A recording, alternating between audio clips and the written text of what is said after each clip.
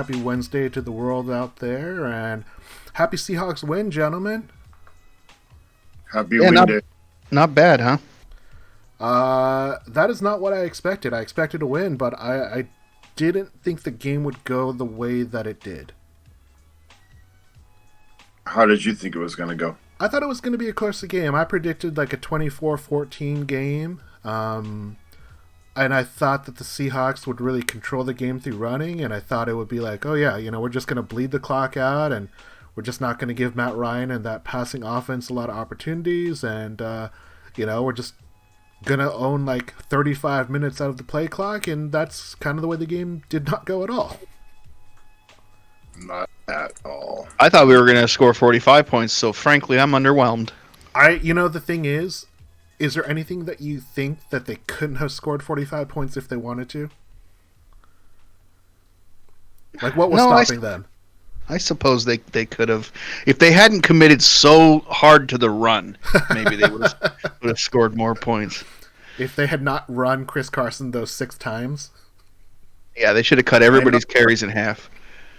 It felt like I was watching a 1920s football game with all the running. It was a pleasant surprise, not only because of the number of points that the Seahawks put up, the manner in which they did it. There was definitely, I would say that it was kind of leading towards a traditional Seahawks game with them going up. It was like 14-12 at the half. I believe that was the score, correct? Yeah. Yeah, so going up 14-12 into the half, I was like, oh, this is going to be one of those grind them out games. But no, Seattle just looked different, right? It was a different approach. It was almost I would say it was almost like seeing the highlights of the 2019 Seahawks we saw in one game. I don't know, I just kept thinking of like Austin Slater just like wetting himself probably. I told you guys. I think a lot of Seahawks Twitter feels that way this week, but it's one game. We got a totally different game coming up this weekend, so we'll see what happens.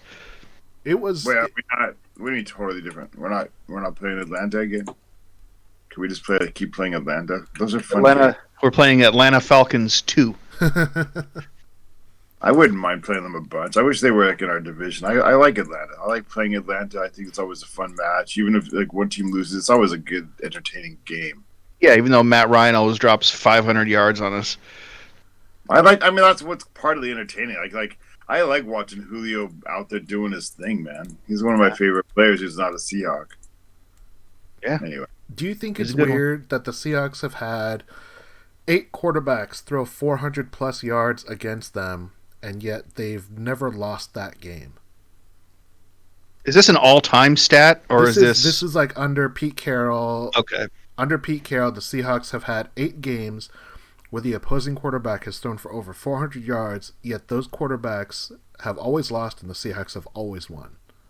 No, I think you're more likely to throw a lot of yards if you get behind early, right? So because lots of throwing yards can indicate one of two things: either like the other team has no passing D, or they fell behind. And with the success the Seahawks had, it usually indicates the team's just way, way behind early, or is one of those pass happy teams that just doesn't do well with the traditional Seahawk mentality. So. Yeah, kind of makes and kind of to your point, Ross, like the Seahawks did a good enough job in certain clutch moments, and they were trading yard and time. They were trading yards for time. Almost the entire fourth quarter. How many yards did Matt Ryan have at halftime? Is a better measure. Yeah, and because it didn't feel like it was out of control, like. Even though they ended up like 3 receivers over 100 yards, and even their wide receiver 3 Gage, like all of a sudden made a name for himself, so we're just picking up on fantasy this week. But it didn't feel like the game was ever much in doubt after the first drive of the second half, did it? I always felt like we control. Yeah, I think when they scored that touchdown to Olsen, I thought the game was pretty much done. And at that point, I think there was maybe 10+ minutes left in the game, and they still end up scoring another touchdown after that. I mean, I got sweaty palms for sure because it's the Seahawks, and you just like conditioned by Seahawks fandom to expect something bad to happen if you were ever a fan of the 80s and 70s even, but it was pretty much in hand realistically. Yeah. I'd like to. What was your guys' take on not seeing fans in that stadium? Is that something that even registered with you guys? My only thing is that whoever's in charge of the fake crowd noise seemed to like to put in like big cheers at the end of plays, whether they were good plays or not. Which was like, I kept getting frustrated. I was like, that's not even a good play. Why are they screaming? Yeah. I kind of wanted to see his control board. I wanted to see where, like, clearly they had like 20 different little option buttons for him to press. And I kind of wanted to see what his options were because sometimes it felt like he didn't have, like Zeb saying, he didn't quite have the appropriate one. I want to know how do you get that job? I want that job. Yeah, just running a soundboard and you just press like you just have a soundboard and you're just pressing random buttons. Crowd noise guy. Yeah, like I feel like that guy's feeling it here. I feel like he's the guy who normally does like the there's usually in a normal game there are a few sound effects or a few things like you control like what the board is saying, the message board, like let's cheer or whatever. I feel like it's that guy, but it's his moment to shine. They gave him like a whole new keyboard.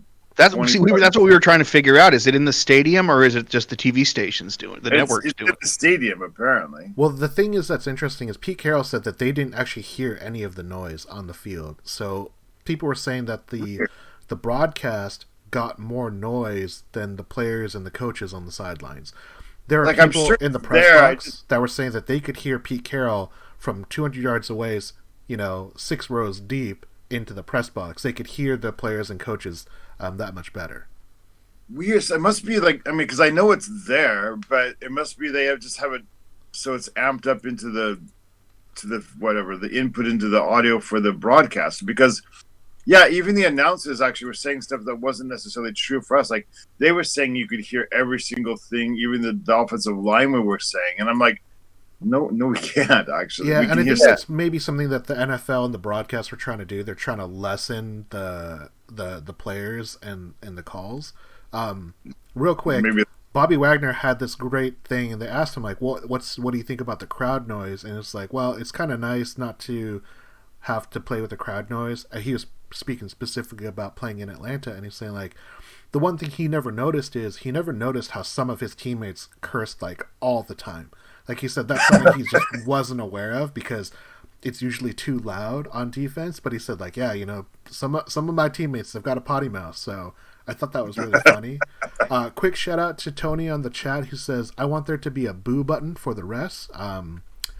I think every stadium should have that. I know that they should definitely prompt for that because bad calls should be called out. Yeah. There should be a way of like signing into a game from your home and like affecting crowd noise. Like you just like there's hotkeys on your keyboard. The more you tap them, the more what you're feeling gets heard. Yeah, totally. That'd be awesome. That's like if you're like a season ticket holder, like they wire like a microphone onto your seat and you have control over what it's whatever. You got a mic at home and you can scream into it. Yeah. That's doable. Let's make that happen. We're on it.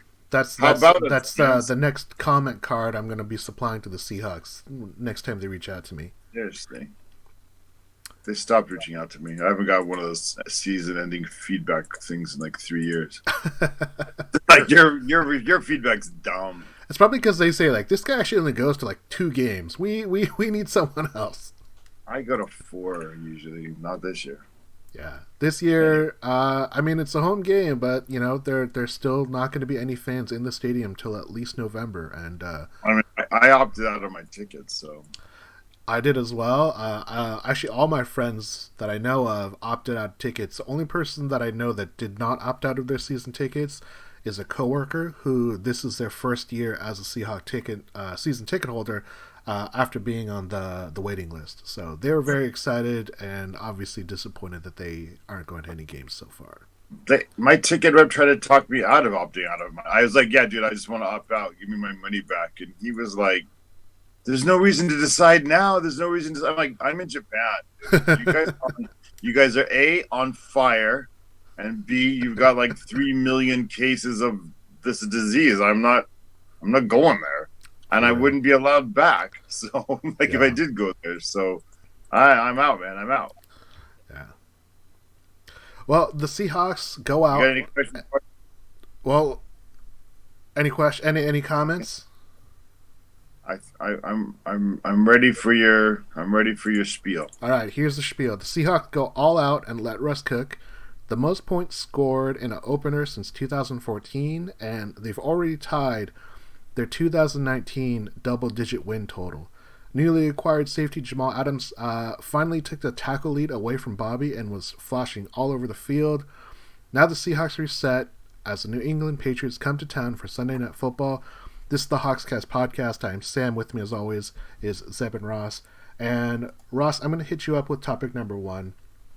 Has a Seahawk ever had a debut like Jamal Adams? Do you mean as in a debut, as in after a trade, or the first game as a Seahawk? Have you ever seen someone have a game like that? Yeah, I think I have. I'm pretty sure I have. I want to say Kurt Warner. Kurt Warner's first game in 1983. I think so. I think his first carry for a long touchdown, right? His first carry was like 60 yards, but I think he fumbled. It was a pretty impressive game. I remember that, but that's I'm gonna look it up. Go to Zeb. Let me see, because I have this memory of it being amazing. Oh, just sure. Kurt Warner had 93 yards in his first game. Not bad. That's pretty good. That's pretty good, and he probably had some passing, some receiving yards. Let's look it up. Kurt Warner's very first game. He had 93 yards receiving. He had 72 yards. He had 93 yards rushing, 72 yards receiving, and a touchdown. 6 receptions. I mean, that's a pretty good day. I would say that's on par, I guess. So Kurt Warner, was that after his injury, or was that? No, this is his very first game as a rookie. Okay. Premier 9, 16, 20. He would have had 28 fantasy points. Very solid. 9, just short of 100 yards rushing and 72 yards receiving on top of that, and a touchdown. So that's a pretty impressive debut as well, I would say. So we're going back to 1983, correct? Yeah, so if we just go back 37 years, we can find one. Okay, that's what I could think of. Okay. Zeb, what about you? Can you think of a debut like this for a Seattle Seahawk? No, I can't, but admittedly, I'm totally drawing a blank on even trying to remember what people's first games were like. So, like Doug Baldwin had a pretty good first game with the Seahawks, but I don't know that it was like the impact that you could feel that Adams brought to the defense. So, I guess the way that I would look at it, though, is did any of those players, and this goes back to Kurt Warner, were the expectations as high as they were with Jamal Adams? I mean, you guys are so young. You guys are kids. Thank you. Kurt Warner was like, it was like that was Chuck Knox was brought in to be the new coach in 1983. Kurt Warner was drafted their first round, the same round as Eric Dickerson, back when running backs were key. Although that was a big year for quarterbacks as well. Dan Marino, John Elway, blah, blah, blah. But anyway, it was that vibe. Kurt Warner was brought in to sort of lift the franchise up with Chuck Knox. And they did. That was the first year they went to the playoffs. So if you go way, way, way back, there's something kind of comparable on the offensive side. I mean, Kurt Warner literally just brought us from, he made us like a real team. We were a playoff team. And at the time, a lot of the credit literally just went straight to him. Right. So that's my there's my little blast from the past. I'm an old man story. But that's a good point, because that shows the relevancy of kind of what this debut for Jamal Adams is like. Jamal Adams isn't a rookie, so he has a little bit of an advantage in that way, but the cost that they paid to get him was really high. Zeb, before, I don't want to step on any toes. Do you have anything? Like, can you think of any experience real quick before I stumble over everyone? No, after thinking about it and hearing what Ross has to say, those are the kind of the two that stick out. So I think I pretty much agree with Ross. I think what's unique, and again, definitely credit to Kurt Warner, because doing it as a rookie is one whole thing. But I think what Jamal Adams did, with the expectations, with the cost it took to acquire him, and all of the eyes on him, I was really impressed with his game. Because as good as Bobby has been for his career, as good as Cam Chancellor was, as good as Richard Sherman was for the Seahawks, as good as Earl Thomas was for the Seahawks, they had flashes obviously throughout their career, but it was never in their first game like this. And this is, again, the advantage that Adams has, as he's not a rookie. But I did not expect him to blitz as much as he did with the Seahawks, just because that's such a rarity for us to see. So for the Seahawks and Ken Norton and Pete Carroll to say, you know what, this is a talent that he really has, we're going to continue to use that, I was really impressed. And I think that there are a lot of people, for maybe just a day or two, they said, you know what, the 2 first rounds and a 4th, this is worth the trade. And Bradley McDougald, this was worth the trade for Jamal Adams. And I think that speaks a lot to him winning people over, even if it's just for one game. But I was really impressed. It was impressive. It was encouraging, and it was good to see. We all had those high expectations, and it was good to see him come through and play the way he did, and not feel like, okay, well, maybe he's just not caught up yet, or maybe this and that, and to feel like he comes in and is automatically not only a part of this team, a part of this defense, but an automatic leader. Ross, any final thoughts on Jamal Adams and his debut?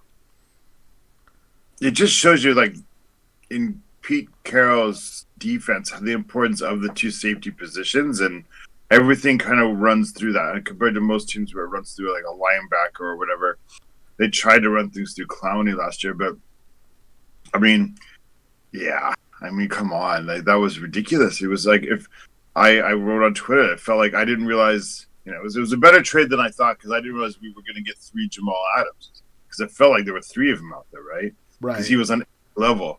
If you threw deep, he was there. If you threw over across, it was a middle range thing, he was there. If you played anything around the middle of the line of scrimmage, he was there. Left side, right side, doesn't matter. He was there. I think that's the one thing that I think is like the most impressive, is the fact that he played cover 2 safety, he played weak side, he played strong side linebacker. He was literally like all over the field. Yeah. And I believe it was Matt Ryan who said after the game, is like, we've never seen a player line up in that many places. And I can't remember a Seahawk ever lining up in that many places. Like, Bobby will play close to the line, but he never plays a deep safety position. Cam will definitely play on the line and kind of roam, but it's usually like that linebacker space. He never really blitzed. So that's something that I thought was really impressive about Jamal Adams. And if that's something he can continue to do, I'm really excited. And could I say one more thing that I think everybody has kind of overlooked? I'd like to shout out to Ken Norton, because I think there were some doubts last year after that he had the creativity to get the most out of his players. He did maybe how to utilize people. Some people thought maybe even Clowney. Maybe I feel one of the reasons Clowney didn't come back to Seattle was Clowney himself didn't feel like he was either utilized properly by maybe Ken Norton Jr. or maybe just didn't think our entire scheme would never produce the stats out of his position that he needed to get his big payday next year. But Ken Norton came through and was flexible enough to recognize Adams' talents to let him cook a little bit too. Yeah. Didn't say like, oh well, no, sorry, we don't blitz our strong safety much. Sorry, you're not gonna do that.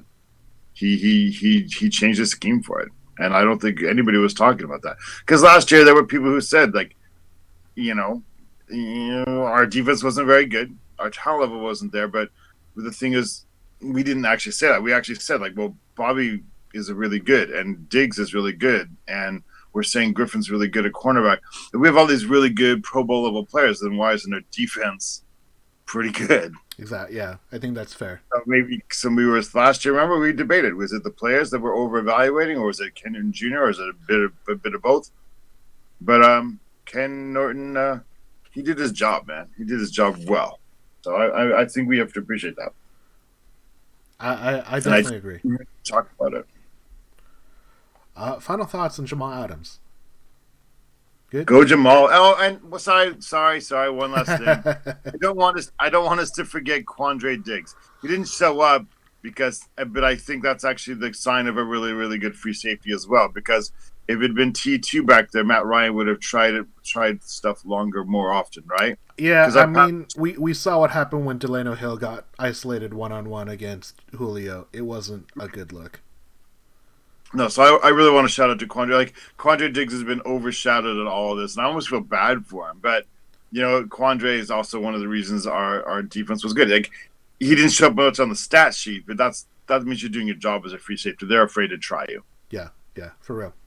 All right, well, let's move on to topic number 2. And Zeb, I want to know, what are the trade-offs of letting Russ cook? Obviously, this is a big movement on Twitter. It is somewhat of a joke, but it's also like a huge reality. The Seahawks changed their offense. They did not run it anywhere close to the number of times that we've seen in previous years.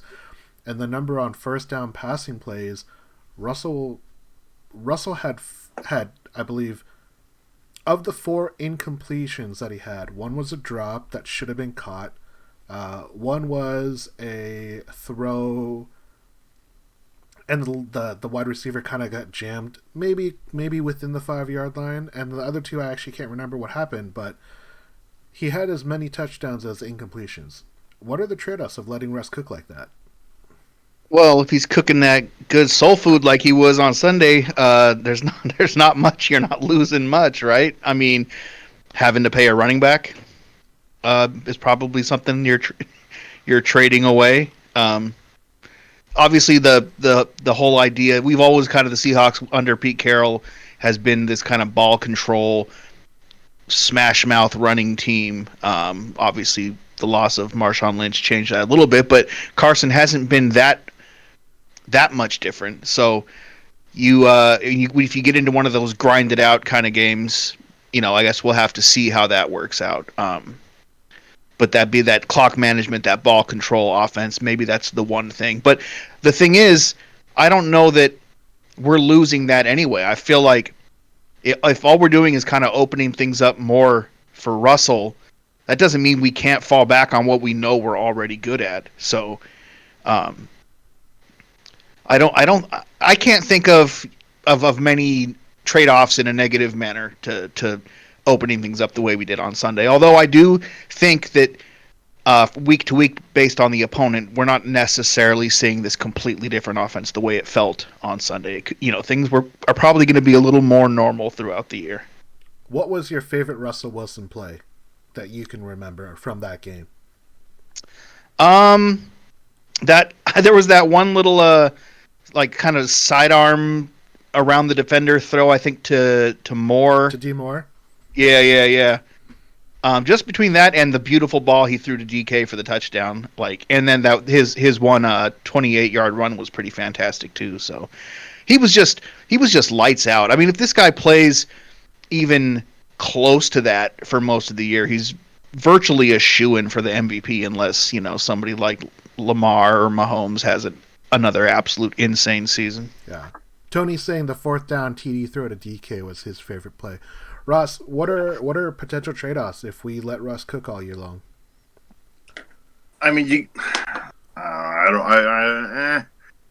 get into a little bit of trouble where you start to wonder if you can still grind it out when you need to, but I'm not too worried about that. You sometimes worry about how it, the overall team effect, because Pete Carroll's normal philosophy is the offense very, very much complements, with an E, not an I, the defense. But with Jamal Adams doing his thing and the grinders on the D line taking it personal that they're not going to get any sacks and, getting at least one, I felt the defense still was a Pete Carroll defense. So I think Zeb's right. They want a lot of real trade-offs at this point. I mean, it's early. Let's see how it goes. You probably lose some ability to control the clock if you just get to a point where you just want to end the game. But maybe that's not much of a concern, because if you can, if our offense is on that level that it looked like, then we don't have to worry about controlling the clock. Maybe. Right. Just we need to score again. Okay, well I guess we'll just go score again. What was your favorite Russell Wilson play? Zeb took 3 of them, so you obviously can. I know, double man.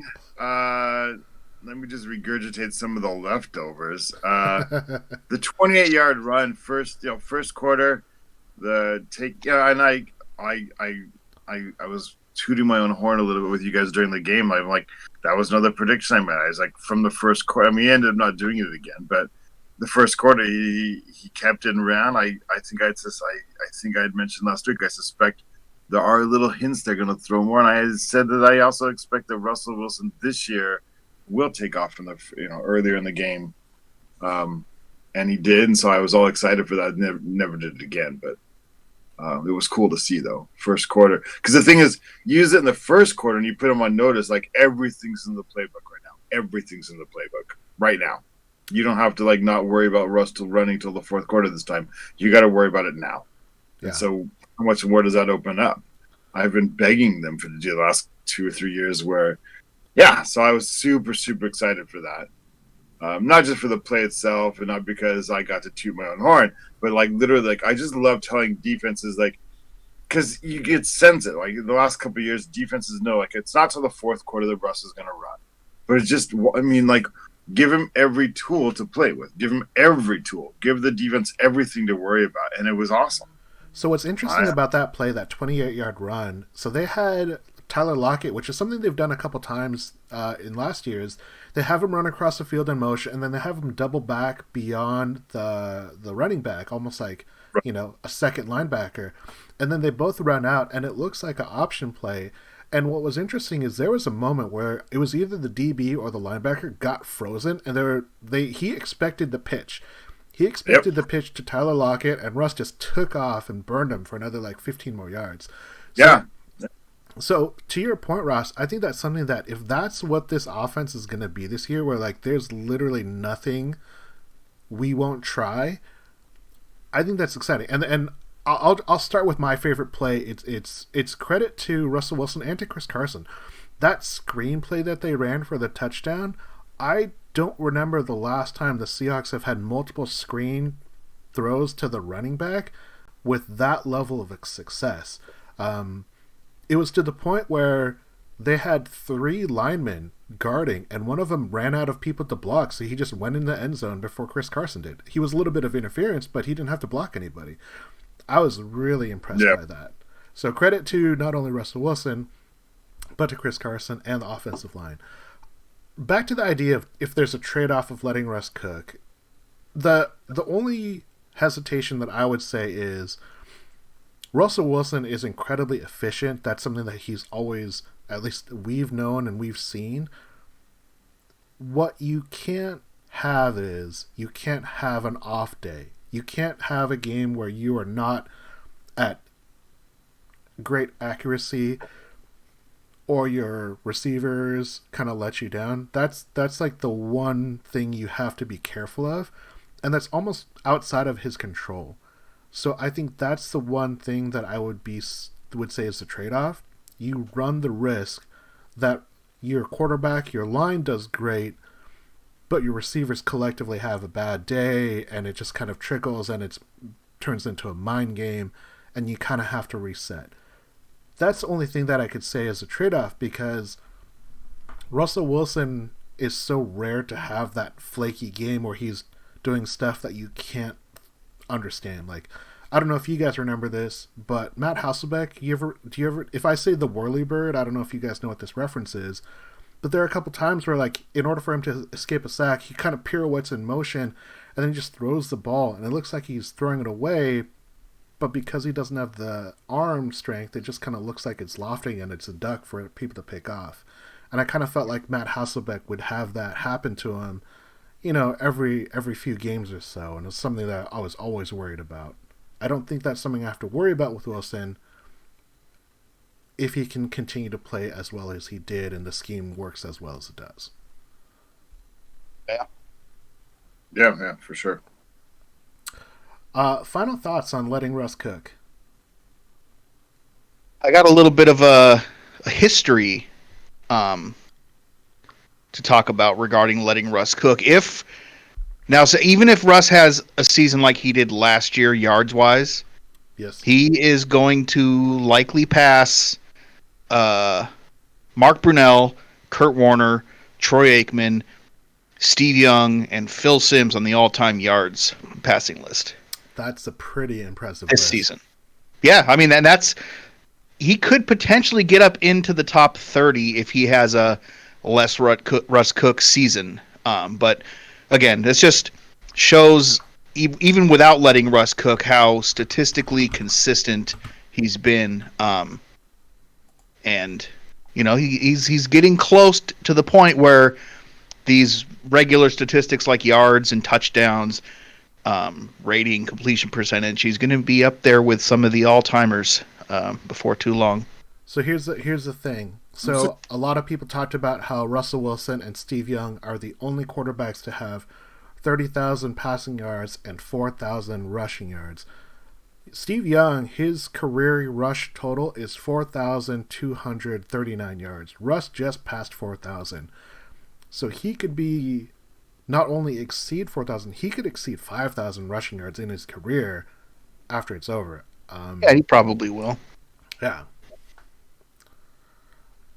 Ross, what were you going to chime in there real quick? I was just going to say I'm surprised that Phil Simms is so high on the list because he was a good quarterback, but he was never like a big yardage guy. Yeah. Well, when you play for 20 years. Yeah, that all these guys, these are their career numbers. You know what I mean? So, obviously, Steve Young played behind Montana for some years, but guys like Troy Aikman, that's his entire career. You know what I'm saying? So, Russell's doing that in 9 seasons? That's pretty impressive. Yep. Like, I remember when we had Hasselbeck and we were talking about, oh man, 3,300 passing yards. That's so big. And Russ is eating that for breakfast now. Yeah. And we still don't think he passes enough. That's the craziness of it all. Yeah.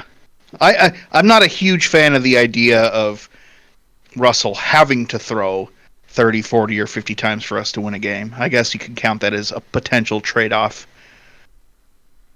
If he's going to go 31 of 35, like I'm all for it. But let's hope. Yeah. I'm sure with Schottenheimer and Carroll in charge, they're not going to let things get crazy out of hand. I think it was just encouraging to see that that's what this new offense and the new team is capable of doing. They're fun. Also, shout out to Damian Lewis. He was the number 2 rated Seahawks offensive lineman behind Dwayne Brown. So congratulations to the rookie. Good. No, nice. Even though he had like a false start and a holding call. So, take the good with the bad. All right, let's move on to top number 3. So this is the Hawkscast Corner. We always focus on the NFC West this year. And Ross, what's the biggest overreaction in the NFC West after the Rams win, the Seahawks win, and the Cardinals beat the reigning NFC champions San Francisco 49ers? The biggest overreaction. Yeah. What's the biggest overreaction? I saw somebody say this is Jimmy Garoppolo's last year as the 49ers quarterback. That's a pretty big overreaction. like they lost that game, but maybe the Cardinals are actually really good. I mean, it's not weird for some teams to make a giant leap like Seahawks did, right? once upon a time when we were new under Pete Carroll. So, Murray with Hopkins could be super, super lethal, and they end up, it could be that not that Jimmy's that bad. I'm not a big Jimmy fan. It could be that he's kind of, but week one going, well, obviously it's Jimmy G's last year as quarterback of the 49ers. Yeah, that's an overreaction. We don't know how good or bad they are right now. We don't know. It's week one, man. 6% of the season's done. Yeah. So that's the biggest overreaction I saw. It was pretty awesome and pretty, as somebody who doesn't really like the 49ers very much, it was exciting to see them lose. But even I, and as somebody who doesn't think Jimmy G's great and not even the best looking quarterback in the NFC West, but I think that's an overreaction, isn't it? I think that's fair. It's 1 week, yeah. No, Zeb, do you have your overreaction to the NFC West? I haven't seen many things that I would consider overreactions. I don't think that he doesn't read the internet. I don't think that putting that loss on Jimmy G or thinking that he's not good enough to lead that team going forward is an overreaction. I think he's not very good. He can't seem to make. He can't make the important throws when he needs to make them.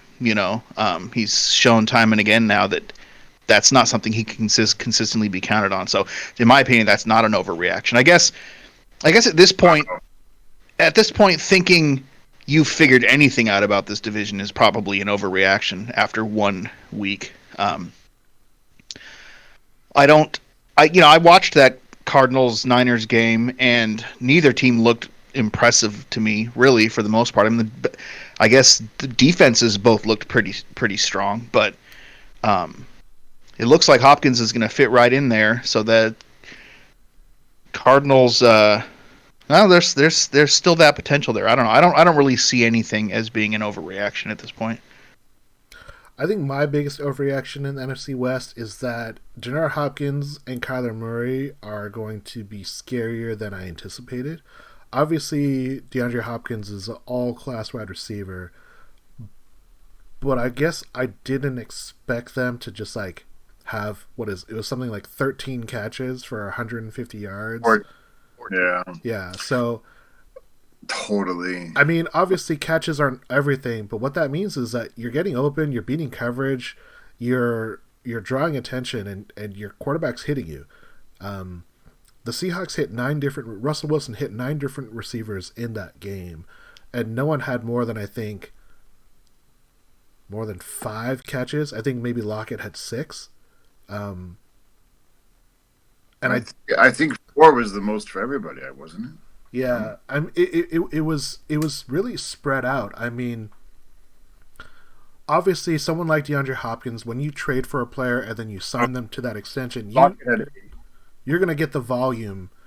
But I guess I'm surprised that it's as high as it was and it's been so successful, especially, what I think most of us considered where that was one of the 49ers' strengths was their defense. They're obviously going to be hurting because they have a bunch of injuries now in their defense. But I think that was a pretty big surprise, and I think my overreaction is that they might be more dangerous than I was willing to give them credit for. That's a fair enough assessment.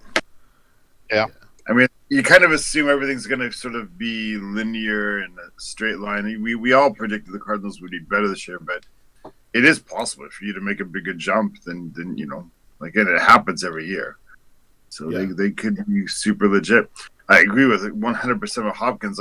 Even in fantasy, I shied. He's my favorite player that's not a Seahawk, but I kind of shied away from this year and thought his numbers would be down just because go to a new team and their style of offense. You expect the ball to be spread around more evenly.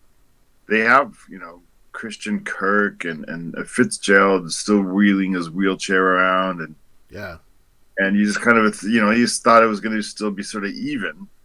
But man, I didn't watch much of that game, but it must have just been like them playing catch, Murray and Hopkins just playing catch back and forth. Yeah, I That was mean, to get that many catches, not even just targets, but to get that many catches in a game, like that's so unheard of to Seahawk fans. Yeah, like Yeah. yeah. I Uh, want and any additional thoughts on the NFC West in general?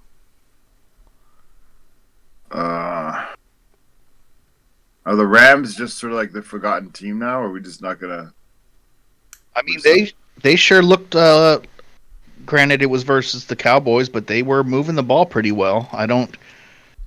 Again, I think Goff is kind of in that Garoppolo realm where I don't know that he's got it when it really counts, but they were running well and spreading the ball around and seemed to be able to move it kind of at will. So, they might still be contenders. Yeah, I I don't. saw Robert Woods had a day against the Cowboys. I don't know how That good guy's the good, Cowboys man. are. Cowboys are an 8-8 team last year. I don't know if they brought in more wide receivers. I don't know if that necessarily makes them a better team this year. So we'll see. It's week one.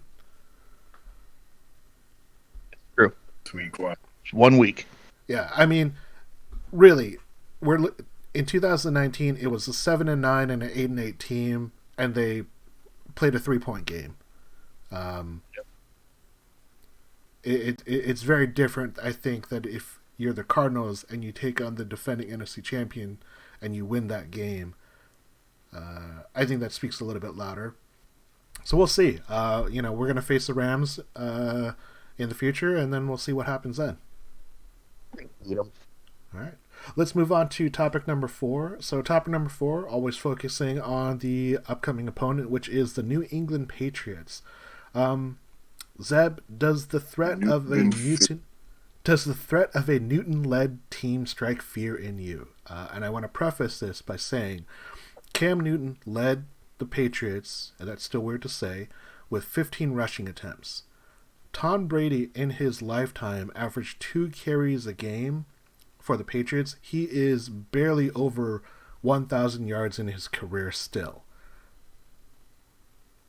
Does that team strike any fear in you this Sunday? Well, okay, so a Cam Newton-led team doesn't strike fear into me because it's a Cam Newton-led team. Cam Newton with Bill Belichick at the helm, and I believe it was Twitter's at Ryan Adam Davis that mentioned this week that the Patriots looked like Cam Newton and 10 offensive linemen out there. I think Belichick knows exactly what he's doing, and if I didn't have as much faith in our linebackers and safeties as I do, that would be kind of scary. But I think we have the defense equipped to make that not as effective as it was last week. And I think that we might see a bit more Brooks out there this week, and I think we have the speed and the hitters. Because man, was our team hitting last week? I think we have the people that we need to be able to put a helmet on Mr. Newton and kind of make him less of a threat. Think the Jets were missing Cam Newton in that game? Jamal Adams? Oh, Jamal Adams, sorry. Yeah, I'm pretty sure they were, and thankfully we won't be. Russ, what about you? Is there any worry about a Cam Newton-led team coming into CenturyLink, potentially changing to a new stadium name in the future this Sunday? Whenever Bill Belichick should coach, and he's got talent. I mean, I think wasted talent, but talent like Cam Newton. There's always some worry, isn't there? I mean, that's a creative team, and that's a well-coached team, and they do things the right way. I think actually probably Bill Belichick's an excellent coach for Cam Newton to play under for his career. So probably more than most, I'm a little bit nervous. I like that Jamal Adams is on our team if you're going to play Cam Newton, because if Cam Newton's going to run 15 times this week, I don't know if he finishes the game, to be honest. Bobby and Adams just going to be like eating that guy up, but I don't want to underestimate him. I think that's I don't know. People thought this year in general they're not going to be very good, but when you give Bill Belichick the challenge of playing with a whole completely different skill set, does anybody really think that he's not going to make the most of that, or he's not going to save it? I mean, I almost feel like he did it on purpose. Like this late in the career, going to the Super Bowl, Tom Brady's gotten maybe boring. Yeah, I'll drop him back, and we'll hit the right guy. We'll throw it our running backs 30 times. We're going to win the game. Now he gets a completely different quarterback, different style, and I don't know. I think Bill Belichick probably more than anything, if you stepped into his office, he probably feels more alive than he has in a while. I think he's really up for this, and so I think it would be a really bad idea to underestimate them this year. Yeah, I think that's kind of like the thing. It's a unique situation where Cam Newton is with the New England Patriots, and it's not so much that he is the fear or the thing that you're worried about, but how is he implemented? The Seahawks have played Cam Newton and the Carolina Panthers for, I feel like, of the past 8 years, at least 6 times, not including the twice in the playoffs. The Seahawks have only lost one regular season game against Cam Newton, and that was his MVP year, and then we lost again in the playoffs. Every other time, they've always been kind of grind them out, smash mouth games, and it always comes down to like the final play. Yet the Seahawks have never really had Cam Newton really like for his career just like blow Seattle up in the running game or in the passing game, like just consistently. And to Russell Wilson, he's never really blown up the Panthers and their defense well. This is going to be a really, really interesting season and game for not only the Patriots, but like how Seattle is going to be able to kind of play that game. Because we saw them with a very pass-heavy offense, do we still trust that running game is going to be as good this year? And because they weren't required to use it last week. So I'm going to be really interested to see what happens. This is the first game in 64 games where the Patriots are not the betting favorite. So Seahawks currently open as a 4-point favorite at home against this team, and apparently this is one of the best games to bet on because it's it's expected to be such a close game. I'm really going to be interested to see what happens. It's Sunday night game, and Seahawks have done really well historically on Sunday night. And I'm expecting good things from the Seahawks. I feel like Belichick and Newton, it's going to be a little bit more of an unknown because Belichick does really change up his philosophy game to game. He's like water, as Bruce Lee said. Be like actually really, really excited about it. It should be there's a lot of newness going on, and it should be fun. What do you think it'll be like without fans in the stadium? Or do you think you'll even notice? I only notice when they show it, and then there's nobody in the seats. But like other than that, it doesn't seem to change my viewing experience very much. I just hope they don't do the bad fan noise. I feel like that's unnecessary. Oh, they're going to do it. I'm pretty sure the NFL is requiring the networks to do it. Really? I think so. I thought I read that somewhere. I think that there was some bad feedback from like the baseball games with no noise at all, and people just thinking it feels spooky and weird. Well, maybe baseball's just boring. I mean, the WWE's been using fake crowd noise for years. So, For the Atlanta Falcons,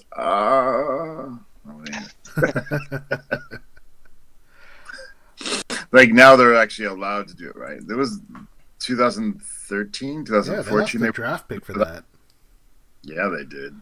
And now they're like, oh, okay, we've already got our tapes made for that. Yeah, exactly. Final thoughts on the New England Patriots coming to town on Sunday. I'm really excited for this game. Really excited. Yeah, it should be a cool one. It's always fun going up against the best, and like I said, new toolkit. I'm not sure their roster is the most talented roster anymore, and that probably is more than anything why they're not favored anymore. But I mean, it's still Bill Belichick. If anybody's going to get the most out of that team, it's him, right? Bill Belichick and Pete Carroll are going to set a record on Sunday for the oldest coaching combination to face each other in NFL history. So congratulations to the young Pete Carroll and young Bill Belichick. Where did you dig that up? There's all kinds of randomness on the internet. I believe it was on Twitter. I want to say Bob Condotta or maybe Greg Bell. Okay.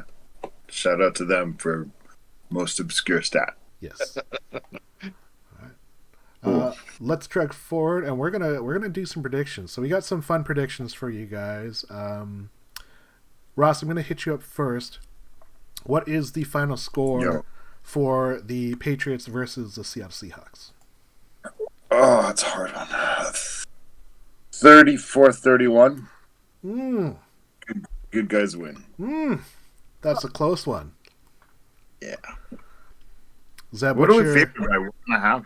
We're favored by 4 points right now. That much? Wow. Yeah. We do not cover. Interesting. Dang. Zeb, what's your prediction? 45-17. Damn. You guys are throwing up huge points. I'm sticking with the 45. I think it's going to work all year. I think this is a little bit better of a defense. I think it's going to be a little bit of a closer scoring game. I'm going to go 27-20 Seahawks. Ross, who is going to be the game rusher on any team, quarterback or running back? Leading rusher for the game. Will be Cam Newton again before he breaks his leg. All right. Seb? DJ Dallas. DJ Dallas. He wasn't even active. Wow, that's a call. I think that they're going to try and establish the running game. This seems like a really good game because the Patriots have Stephen Gilmore, and he's a really, really, really, really, really good corner. So I think that'll be a good challenge. But I think Chris Carson gets his touches, and he leads the game. I actually agree with you. All right. So here's the question. Zeb, the game winner needs to throw or run to win the game. Free. What was that?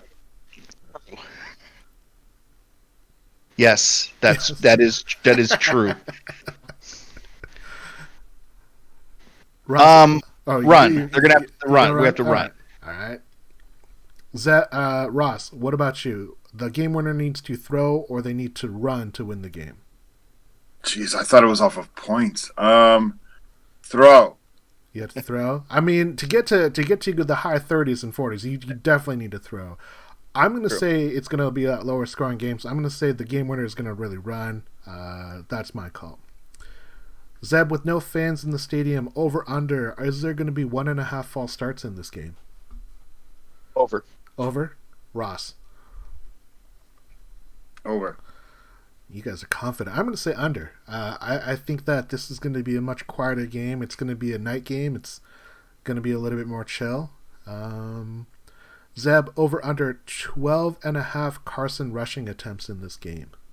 Over. Ross. Under. Oof. I'm going to say he's going to get close to 20 carries in this game. I think that they really want to establish him. And Are you not surprised at how much they used Carlos Hyde? I was surprised that they used Travis Homer so much. I felt that he didn't add anything to the game. He seems like the third down back for some reason, but I couldn't figure out why Carlos Hyde was in there so often. And they had 10 combined carries? Yeah. I mean, I think the way you look at it is that Carson had 4 receptions, which is a career high for him. 2 touchdowns out of that. All he does is score touchdowns. I mean, like I said, that screenplay to Carson was like the perfect screenplay, and I definitely did not expect it. Yeah. Zeb, over under 14.5 Cam Newton rushing attempts. Under. After 10, they're going to stop trying. Ross? Over. I am also going to go with the over. I think that they're going to find themselves where they're not going to be able to pass as well as they want, and I think these are mostly going to not be design runs, but he's just going to scramble. Going to get flushed out of the pocket because Jamal Adams is coming for him. LJ Collier. LJ Collier, hey, LJ Collier had a decent game. Credit to him in his second year. He was all right. He didn't show up on the stat sheet, but there was a couple plays he turned the run inside. Somebody else cleaned it up, but yeah, which is kind of like that old school Red Bryant end. Yeah, very much so. Collapse the backside, make it so they have nowhere else to go, and then just someone else cleans up. Over under Zeb 65% Russell Wilson completion percentage. He had 88, I believe. In I think the game. There's a good Lazy. good cushion in there. I'll go over. Ross. Oh, I'm having an earthquake right now. Really? Yeah. All right. And it's done. Okay, never mind. Like a flash in Japan. Yeah, dude. Like seriously, that's just constant. Over 65%. Yeah, of course. Yeah, 75% easy. I'm gonna say it's gonna be I think it's going to be just like a hair over 65. I think that this is going to be a much more contested passing game, which is why they're going to have to rely on the run. I'm just going to say it's barely over 65. Like Gilmore's really, really, really good, but I just don't think they go that direction. Like Belichick is obviously going to be more afraid of Metcalf than Lockett, in my opinion. So I don't think this is a great week for you people who with Metcalf in fantasy to start him. I think it's going to line up. He likes to, make you lose whatever you do best or whatever he's most afraid of. So, but I still think there's a lot of meat left there to throw to Olsen underneath and to Tyler Lockett out of the slot. So, I definitely think that's a possibility. I was really impressed with that Olsen touchdown. It felt like that was more of a, oh my God, it's coming from my face. I got to protect myself more so than anything else. And our final prediction for the night. Zeb, this maybe plays more to you and your understanding than maybe it will Ross, but over under 75 AQI air quality index for the game on Sunday. Well, the airnow.gov forecast is for 50, and I trust them. I think they know what they're talking about, so I'll go with under. So, Ross, I don't know if you're familiar with all the crazy wildfire hitting up the West Coast, but... I saw that the Mariners games were moved to the Bay Area. Yeah, they moved us from the Seattle fire smoke storm to the San Francisco fire smoke storms. And to the fire. Yeah.